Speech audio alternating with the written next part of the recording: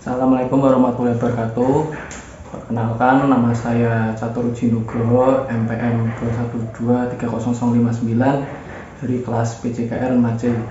Di sini saya akan melakukan wawancara dengan salah satu narasumber, yaitu Bapak Alfian dari SD Jati, Kecamatan Sumber, Kabupaten Rembang.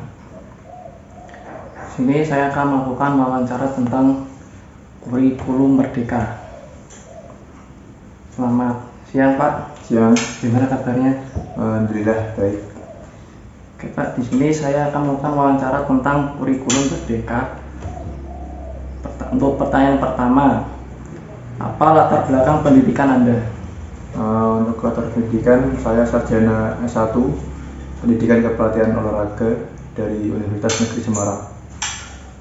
Selanjutnya, apakah Anda memiliki sertifikasi atau kualifikasi khusus dalam bidang pengajar tertentu? Untuk sertifikasi mungkin sekarang belum ya, mungkin nanti ya masih ada proses pemanggilan dari dinas, semoga aja bisa secepatnya dipanggil. Selanjutnya, apakah Anda secara teratur mengikuti pelatihan atau workshop untuk meningkatkan keterampilan pengajaran Anda? Untuk workshop sendiri mungkin dalam setahun terakhir kemarin pernah mengikuti, rata-rata paling enggak ya, kalau rata-rata 2 kali sampai 3 kali. 2 tahun kemarin pun bisa sampai 4 kali kalau emang lagi semangatnya. Oh, iya, gitu ya. Oke, pertanyaan selanjutnya, bagaimana Anda mendefinisikan gaya pengajaran Anda? Gaya pengajaran mungkin fleksibel mungkin ya. Jadi kalau saya kan pernah merasakan jadi murid juga, kalau guru terlalu kaku juga murid nggak nyaman. Jadi saya berusaha menerapkan gaya pengajaran yang fleksibel atau luas, gimana caranya siswa bisa nyaman dengan pengajaran saya dan bisa diajak bicara gitu. Jadi juga ada keterbukaan dari siswa dengan guru gitu.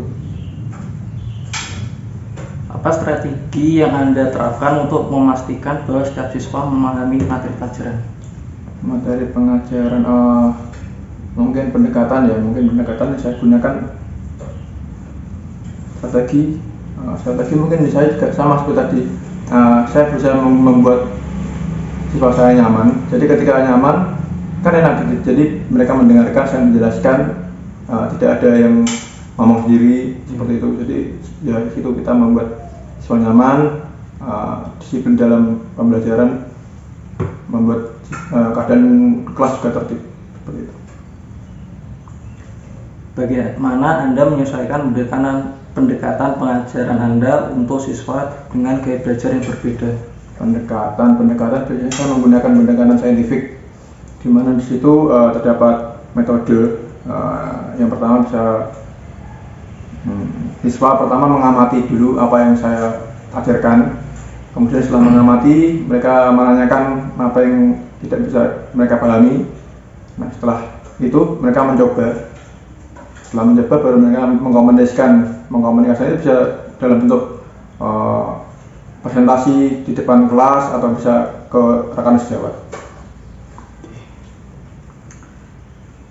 Untuk pengelolaan kelas, bagaimana Anda menciptakan lingkungan kelas yang mendukung untuk pembelajaran? Untuk lingkungan kelas yang mendukung, pertama yang paling penting terutama di bidang olahraga ya, itu saya memberlakukan sistem ketertiban, di mana yang paling utama itu adalah baris berbaris. Kalau siswa tertib dalam baris berbaris, di belakangnya enak. Jadi ketika kita berbicara mereka tenang, sikapnya gimana, kapan harus bicara, kapan harus berkomunikasi dengan guru, kapan juga harus diam, kapan juga harus berekspresi. Jadi ya itu yang utama, disiplin dalam baris-baris dulu. Apa strategi Anda untuk mengelola perilaku siswa yang tidak sesuai? Sesuai mungkin selama ini saya alami, mungkin yang pertama ketika ada anak yang ramai, mungkin yang pertama saya berikan peringatan dulu. Ya, kalau peringatan tidak bisa memberikan mereka efek jerah, ya udah kita berikan punishment berupa kedisiplinan. Bisa itu menyanyikan lagu dan lain-lain lah. Ya, yang penting punishmentnya jangan sampai memberlakukan punishment yang berupa fisik atau yang membuat anak jadi trauma. Bagaimana Anda merencanakan dan melaksanakan disiplin di dalam kelas?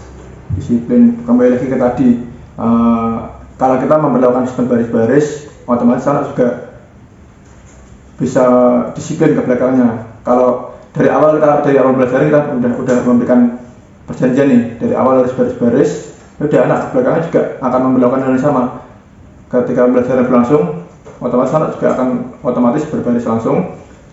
Ketika guru menjelaskan juga mereka akan mendengarkan. Untuk selanjutnya, kolaborasi dan komunikasi. Bagaimana Anda berkolaborasi dengan rekan guru dan staf di sekolah? Dengan rekan guru dan staf mungkin sharing aja. Kalau ada permasalahan dalam kelas atau ada anak yang bermasalah, kita sharing aja, saling bertukar pendapat dan solusi. Gimana kalau ada anak yang seperti ini, solusinya seperti apa? Ada anak seperti ini, solusinya gimana? Jadi ya itu sharing aja dengan wali kelas atau dengan staf yang lain. Selanjutnya, apa pendekatan Anda dalam berkomunikasi dengan orang tua siswa? Pendekatan komunikasi, kalau sekarang kan zaman digital ya. Kita mungkin menggunakan ada namanya aplikasi WhatsApp. Itu kan ada juga mungkin nomornya anak atau nomornya orang tua dimasukkan dalam grup WhatsApp. Jadi kalau kita ada informasi atau komunikasi apapun kepada orang tua ataupun anak, jadi bisa langsung ke grup WhatsApp tersebut. Jadi lebih mudah. Bagaimana Anda menangani konflik atau tantangan komunikasi dengan orang tua atau rekan kerja? Kalau selama ini belum ada konflik sih untuk dari orang tua atau rekan kerja. Nah, semoga aja nggak ada, ataupun nanti misal ada konflik pun ya tetap kita bisa bicarakan dengan kepala dingin. Ya pasti harus dengan kepala dingin, karena ini ada hubungannya dengan anak mungkin. Nggak mungkin konfliknya berhubungan dengan yang lain. Pasti belum dengan anak. Kalau belum berhubungan dengan anak, kita jelaskan dulu permasalahannya di mana, terus kita berikan solusinya harusnya seperti apa. Gitu. Oke, untuk selanjutnya tentang penilaian dan pemantauan kemajuan siswa. Bagaimana Anda menilai kemajuan siswa dalam kelas Anda? Kemajuan siswa seperti biasa kita berarti dalam akhir pembelajaran memberikan penilaian tersendiri buat siswa, baik itu praktek ataupun pengetahuan. Jadi ketika kita memberikan penilaian tersebut, mesti kan siswa tahu sendiri. Misalnya masih jelek, harus ada remedial. Kalau ini ada baik, ada penghargaan. Jadi siswa tahu gimana apa yang harus mereka tingkatkan dan apa yang harus mereka lakukan ketika nilainya belum memenuhi dengan standar yang diberlakukan guru. Selanjutnya, apa tindakan Anda jika siswa mengalami kesulitan belajar? Kesulitan belajar mungkin kalau dalam pembelajaran di kelas kadang ada anak yang berbeda tuh. Jadi ada anak yang cepat menyerap pembelajaran, ada anak yang lambat menyerapnya. Mungkin kita memberikan penjelasan yang lebih sederhana lagi. Misal dari anak yang tadi yang lebih cepat menyerapnya, kita akan memberikan penjelasan yang pada umumnya. Mungkin mereka yang lebih lambat, kita memberikan penjelasan yang lebih simpel lah, yang lebih detail lagi dengan perumpamaan atau logika yang bisa mereka pahami atau bisa mereka lakukan di kehidupan sehari-hari. Jadi mereka bisa memahaminya lebih enak gitu. Selanjutnya, bagaimana Anda melibatkan siswa dalam proses penilaian dan pemantauan kemajuan mereka? Jadi ulangi. Bagaimana Anda melibatkan siswa dalam proses penilaian dan pemantauan kemajuan mereka? Pemantauan mungkin tadi kan kita melakukan penilaian. Jadi ketika penilaian kan yang masuk kan misal 1 orang, 2 orang atau 3 orang. Yang lain kan menunggu atau melihat. Nah di situ nanti kita memberikan feedback atau umpan balik kepada siswa, benar apa salah. Nanti yang menjawab adalah rekan siswanya, ada rekan sejawatnya. Kalau emang salah, salahnya di mana. Jadi dari rekan sejawat memberikan feedback juga ke anaknya tersebut, salahnya di mana. Jadi anak yang diberikan feedback juga tahu salahnya di mana. Jadi disitulah peran siswa dalam penilaian. Selanjutnya tentang keterlibatan komunitas. Apakah Anda terlibat dalam kegiatan ekstrakurikuler atau kegiatan di luar jam sekolah? Ekstrakurikuler sendiri, kalau sekarang saya terlibat dalam kepelatihan atau melatih dalam cabang olahraga bola basket di sekolah lain, di SMP 5 dan di SMA 3. Tapi di luar jam pelajaran, mungkin kalau pagi sampai siang saya ngajar di SD, sorenya saya di SMP ngelatih dalam ekstra bola basket tersebut. Bagaimana Anda berkontribusi pada komunitas dalam organisasi profesi dan masyarakat? Bisa disebutkan. Organisasi profesi untuk sekarang saya termasuk dalam kepengurusan organisasi kelompok kerja guru olahraga di Kecamatan Sumber. Kebetulan baru ada organisasi tahun ini, jadi guru-guru yang muda diajukan sebagai kepengurus. Terutama saya sendiri sekarang menjabat sebagai sekretaris di KGO Kecamatan Sumber sendiri. Itu untuk kegiatannya itu bisa ngapain aja? Kalau KGO biasanya kalau setiap bulan ada pertemuan sendiri. Misal bulan ini pertemuan untuk membahas tentang cabang olahraga apa. Jadi guru yang benar-benar menguasai di bidang tersebut memberikan contoh atau teknik yang benar. Nanti guru yang lain bisa mengajarkan ke siswa-siswanya. Jadi ada keserasian dalam teknik itu. Jadi nggak ada perbedaan. Misal teknik ini harusnya seperti ini, nggak berbeda dari yang lain. Karena kebanyakan kalau guru yang ini memiliki pemahaman yang ini, guru yang ini memiliki pemahaman yang berbeda tuh. Jadi sekarang kita selaraskan dari satu harus seperti ini. Jadi itu melalui forum tersebut, KGO tersebut. Jadi nggak ada perbedaan dari guru satu dan guru yang lain. Sebenarnya seperti itu. Selanjutnya inovasi dalam pengajaran. Bagaimana Anda mengintegrasikan teknologi dalam pengajaran Anda? Untuk teknologi, kalau olahraga kan banyak kan di lapangan. Tapi ada juga kita jam di dalam kelas. Kalau di dalam kelas tersebut kita mungkin yang sering kami gunakan itu menggunakan media Chromebook. Chromebook itu seperti laptop atau notebook yang kecil itu. Gunanya ya pertama buat siswa untuk belajar TIK juga. Kemudian juga ketika ada materi yang memang nggak ada di buku atau LKS, kita suruh mereka mencari di Chromebook tersebut dengan pancingan soal. Kita dengan soal apa mereka mencari di Chromebook tersebut. Jadi memang ada waktunya mereka menggunakan Chromebook dalam materi di kelas untuk olahraga itu sendiri. Selanjutnya, apakah Anda memiliki ide atau pembelajaran berbasis proyek atau proyek inovatif yang telah Anda terapkan dalam kelas? Kalau ide yang baru itu mungkin belum ya. Tapi kalau inovasi atau pengajaran yang variatif dalam olahraga mungkin saya menggunakan kadang kan dalam sekolah kan nggak ada semua alat yang ada gitu maksudnya keterbatasan alat. Jadi kita menggunakan alat yang lain yang serupa untuk mengajarkan hal yang sama gitu. Jadi mungkin itu inovasi yang saya gunakan. Atau pembelajaran yang variatif. Contohnya kalau anak bosan dengan permainan ini, kita ubah dengan permainan yang lain. Yang penting materinya sama tapi dengan metode yang berbeda atau permainan yang berbeda. Contohnya atau lempar tangkap kita kan menggunakan yang A. Nah, ketika anak udah jenuh dengan A itu kita gunakan yang B, C dan yang lain. Itu mungkin variasi dalam pembelajaran tadi. Yaitu tentang pemahaman tentang kurikulum merdeka. Apa pemahaman Anda tentang konsep kurikulum merdeka? Konsep kurikulum merdeka mungkin yang saya pahami itu pembelajaran itu berpusat pada siswa. Jadi ketika dalam pembelajaran tidak bisa disamaratakan. Dalam pembelajaran itu pasti ada siswa yang lebih cepat, sedang dan yang paling lambat. Jadi ketika dalam memberikan pelajaran juga nggak harus sama. Jadi ketika anak yang lebih cepat itu materinya berbeda dengan anak yang lambat ini. Begitupun juga dengan penilaiannya dibedakan. Kalau disamaratakan mesti nggak setara. Nah makanya ada kurikulum merdeka ini berpusat pada siswa, yaitu bukan siswa yang mencari materi sendiri, bukan, tapi berpusat pada siswa maksudnya adalah kita melihat karakteristik siswa tersebut, kemampuannya seperti apa, nanti kita bedakan cara pengajarannya dan cara perlakuannya itu. Maksudnya seperti itu. Yang sama kawan saya loh. Oh yes. Siapa tahu salah atau benar, saya nggak tahu. Ya.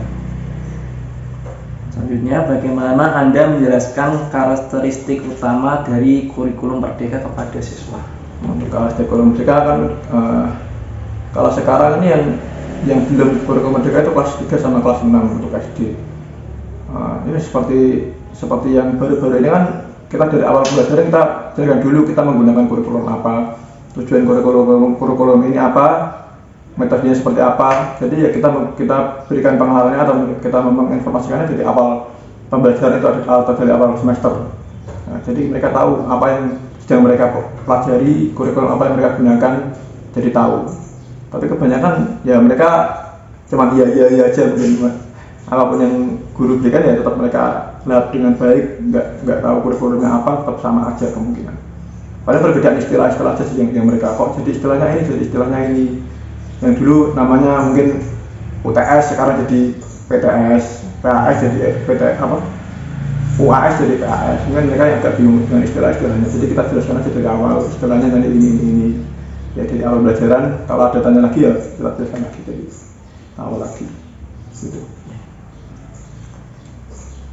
Jadinya bagaimana Anda menerapkan fleksibilitas kurikulum untuk menyelesaikan kebutuhan dan minat siswa di kelas? Tadi fleksibilitas kurikulum ya kita membedakan lagi anak-anaknya seperti apa. Jadi kita golongan berdasarkan ada namanya penilaian dari awal sumatif lupa saya.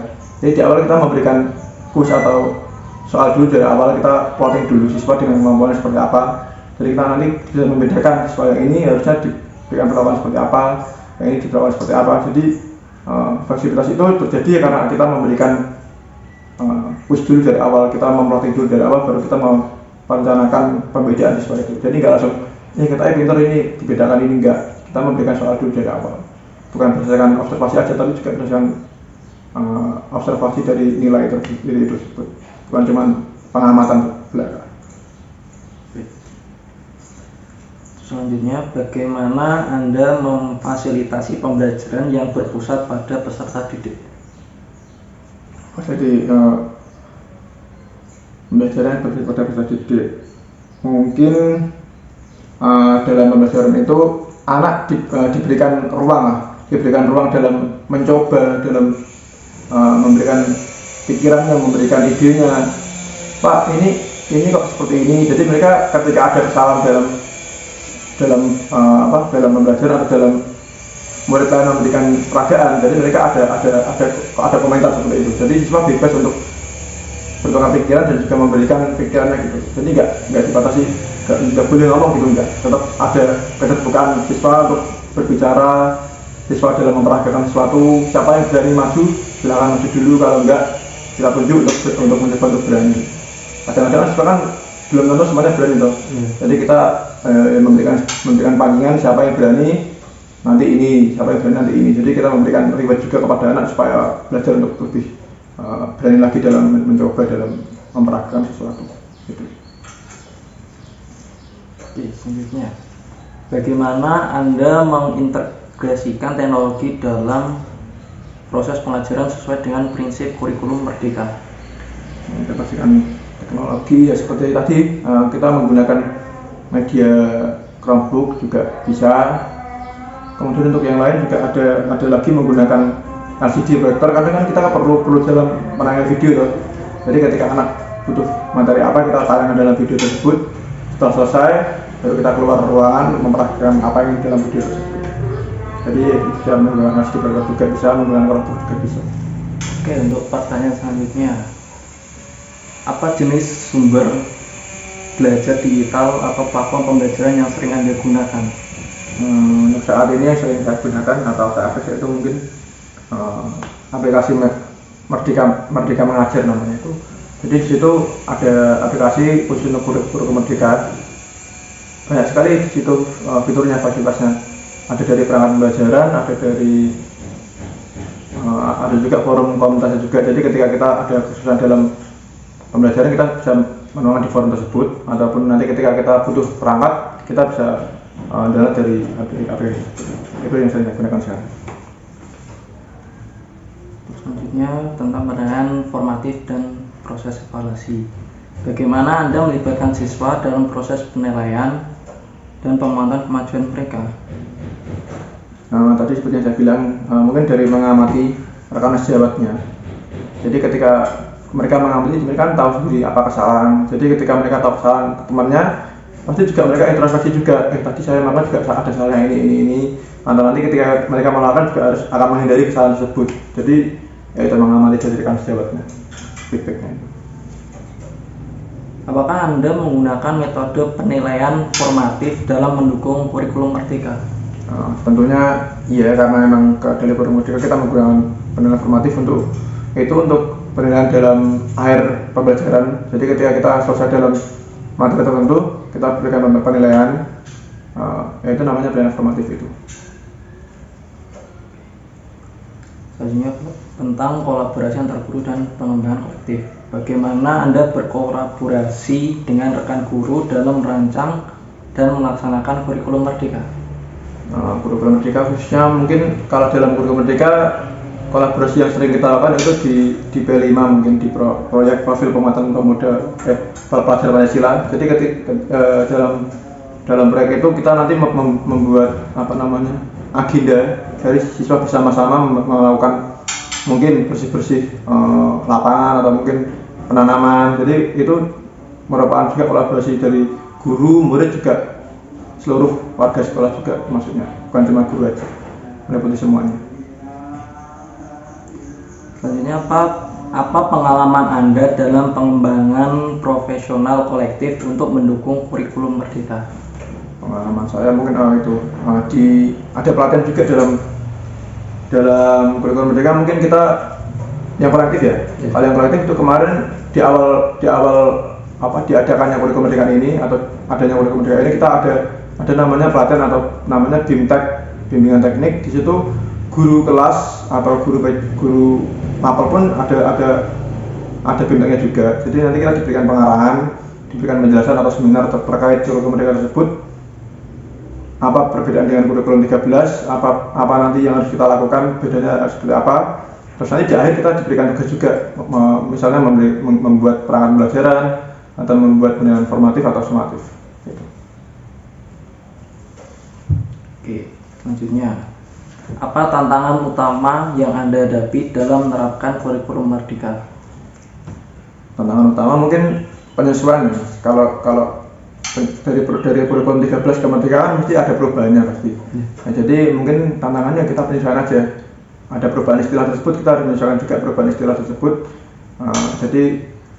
Ya itu mungkin penyesuaian aja. Kalau yang lain nggak ada sih, mungkin sama aja.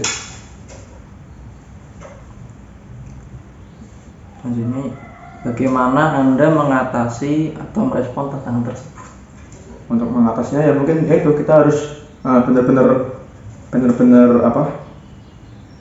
memahami dulu, kita secara bertahap memahami dulu konsepnya seperti apa. Kalau kita dari awalnya udah nggak tahu kan, ke bawah juga masih susah toh. Jadi yaitu kita secara bertahap tahu dulu konsepnya kurikulum Merdeka ini seperti apa, kemudian nanti tinggal pembiasaannya aja ke belakangnya. Kalau konsep dasarnya udah paham, nanti penerapannya lebih enak. Bagaimana Anda mendorong partisipasi aktif siswa dalam proses pembelajaran sesuai dengan semangat kurikulum Merdeka? Untuk partisipasi siswa mungkin kita memberikan stimulus atau pancingan. Ketika anak harus mencoba sesuatu, kita pancing dengan sesuatu lagi. Contohnya gini, ketika harus mencoba gerakan apa, jadi kita berikan stimulus dulu. Pertama kita melakukan gerakannya. Nah, nanti kemudian baru anak yang kita ajukan, siapa yang berani untuk melakukan gerakan tersebut, anak berani maju. Nah itu mungkin yang dinamakan stimulus atau pancingan. Kalau emang anak nggak ada yang maju ya kita tunjuk lagi harus mau maju. Mungkin pancingannya yaitu memberikan contoh dulu di awal dan memberikan contoh yang mungkin yang menyenangkan lah, contohnya jangan sampai yang menakutkan. Kadang kan contohnya mereka takut itu senam lantai. Kalau senam lantai kan pasti mereka melakukan takut toh. Jadi kita melakukan gerakan yang mungkin menyenangkan, yang lebih simpel. Jadi mereka melihat itu katanya gampang, jadi mereka ketika disuruh mencoba jadi mereka mau gitu. Bagaimana Anda mendukung pengembangan karakter siswa selama pembelajaran? Mungkin pengembangan karakter harus ada pendekatan lebih ya Mas, karena kadang kan anak kan karakternya beda-beda. Ada anak yang hyperaktif, ada anak yang pendiam, ada anak yang tengah-tengah, ada anak yang memang nangisan. Kalau SD kan misalnya pasti sering nangis. Jadi ya pendekatannya beda-beda. Terutama yang kalau yang hyper kita kan gampang itu kalau menurunkan intensitasnya. Kalau berlebihan tinggal kita beritahu hal seperti ini, jadi mereka tahu apa yang harus mereka lakukan ketika bersama teman-teman. Kalau emang yang pendiam, kita berikan lagi pancingan tadi gimana mereka lebih aktif lagi dalam pembelajaran, terutama lebih beranilah dalam mencoba sesuatu. Itu mungkin kalau dari yang aktif harus diturunkan, kalau yang kurang aktif harus kita coba memberikan keberanian lagi untuk aktif dalam pembelajaran. Oke, selanjutnya bagaimana Anda melibatkan orang tua dalam mendukung implementasi kurikulum Merdeka? Untuk perlibatan orang tua dari kurikulum Merdeka, kita di sekolah ada namanya paguyuban orang tua. Di situ ada grup orang tua per kelas, jadi kita berikan informasi kan dari grup. Nah, tapi ketika dalam grup itu ada yang melingkupi orang tua, jadi ada namanya paguyuban, ada yang namanya ketua paguyuban, ada yang sekretaris paguyuban atau bendahara paguyuban. Jadi ketika ada agenda siswa per kelas itu yang menghandle itu paguyuban orang tua tersebut. Jadi guru tinggal membimbing anak-anak di sekolah, nanti untuk di luar sekolah paguyuban tersebut yang menghandle itu. Oke, untuk pertanyaan terakhir, apakah Anda memiliki strategi khusus untuk berkomunikasi dengan orang tua tentang perkembangan anak mereka? Kalau dari saya sendiri mungkin belum ada ya. Mungkin kalau pengalaman teman-teman yang lain di rekan-rekan guru di sekolah mungkin ya itu perlu adanya perlawanan khusus dari siswa. Mungkin kalau ada anaknya yang benar-benar super atau mungkin benar-benar susah untuk diajak belajar atau diajak kerjasama, mungkin dari guru kelasnya memberikan peringatan atau pemberitahuan kepada orang tuanya kalau anaknya di sekolah seperti ini. Dulu ada juga, kalau ada anak-anak kan mesti labil emosinya tuh. Kadang-kadang ada berantem di sekolah. Di rumah anaknya baik, maksudnya pendiam atau marah sama orang, tapi kan di sekolah sering ganggu temannya, membuat temannya menangis atau sering jahili temannya. Itu kan orang tua nggak tahu. Jadi guru itu memberikan pemberitahuan kepada orang tua kalau anaknya di sekolah seperti ini. Nanti diberikan peringatan dulu, kalau nanti sekali 2 kali masih melakukan lagi, baru orang tuanya dipanggil ke sekolah. Mungkin itu yang dimaksud dalam perlakuan khusus sih. Itu. Ya, oke. Wawancara saya dengan Bapak Alfian sudah selesai. Terima kasih Bapak Alfian atas waktunya. Semoga kita bisa bertemu di lain waktu. Amin. Oke, cukup sekian wawancara saya bersama Bapak Alfian. Dari saya, wassalamualaikum warahmatullahi wabarakatuh.